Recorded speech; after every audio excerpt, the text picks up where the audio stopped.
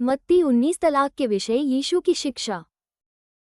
जब यीशु ये बातें कह चुका तो गलील से चला गया और यरदन के पार यहूदिया के प्रदेश में आया।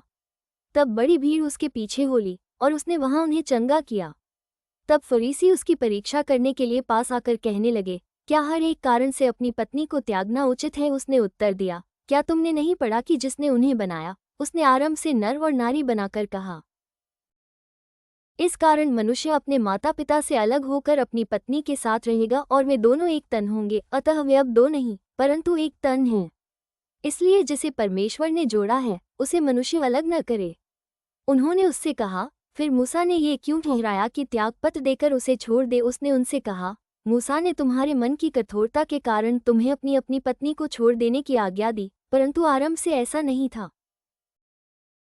और मैं तुमसे कहता हूँ कि जो कोई व्यभिचार को छोड़ और किसी कारण से अपनी पत्नी को त्याग कर दूसरी से विवाह करे वो व्यभिचार करता है, और जो उस छोड़ी हुई से विवाह करे वो भी व्यभिचार करता है। चेलों ने उससे कहा, यदि पुरुष का स्त्री के साथ ऐसा संबंध है तो विवाह करना अच्छा नहीं। उसने उनसे कहा, सब यह वचन ग्रहण नहीं कर सकते, केवल वे जिनको ये दान दिया गया है। क्योंकि कुछ नपुंसक ऐसे हैं जो माता के गर्भ ही से ऐसे जन्मे, और कुछ नपुंसक ऐसे हैं जिन्हें मनुष्य ने नपुंसक बनाया, और कुछ नपुंसक ऐसे हैं जिन्होंने स्वर्ग के राज्य के लिए अपने आप को नपुंसक बनाया है। जो इसको ग्रहण कर सकता है वो ग्रहण करे। बालकों को आशीर्वाद। तब लोग बालकों को उसके पास लाए कि वो उन पर हाथ रखे और प्रार्थना करे, पर चेलों ने उन्हें डांटा। यीशु ने कहा, बालकों को मेरे पास आने दो और उन्हें मना न करो, क्योंकि स्वर्ग का राज्य ऐसों ही का है। और वो उन पर हाथ रखकर वहां से चला गया। धनी युवक और अनंत जीवन। एक मनुष्य यीशु के पास आया और उससे कहा, हे गुरु, मैं कौन सा भला काम करूं कि अनंत जीवन पाऊं? उसने उससे कहा, तू मुझसे भलाई के विषय में क्यों पूछता है? भला तो एक ही है, पर यदि तू जीवन में प्रवेश करना चाहता है तो आज्ञाओं को माना कर।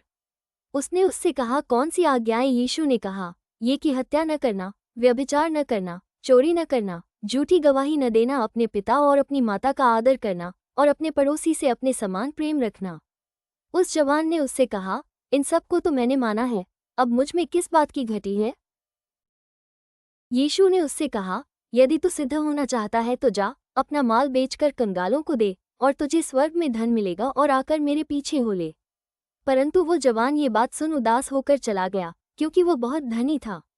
तब यीशु ने अपने चेलों से कहा, मैं तुमसे सच कहता हूं कि धनवान का स्वर्ग के राज्य में प्रवेश करना कठिन है।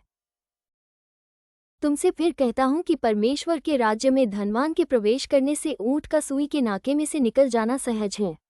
ये सुनकर चेलों ने बहुत चकित होकर कहा, फिर किसका उद्धार हो सकता है? यीशु ने उनकी ओर देखकर कहा, मनुष्यों से तो यह नहीं हो सकता, परंतु परमेश्वर से सब कुछ हो सकता है। इस पर पतरस ने उससे कहा, देख, हम तो सब कुछ छोड़ के तेरे पीछे हो लिए हैं, तो हमें क्या मिलेगा?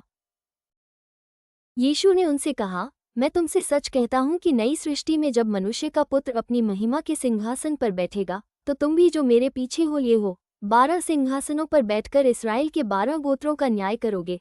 और जिस किसी ने घरों या भाइयों या बहनों या पिता या माता या बाल बच्चों या खेतों को मेरे नाम के लिए छोड़ दिया है, उसको 100 गुना मिलेगा और वह अनंत जीवन का अधिकारी होगा।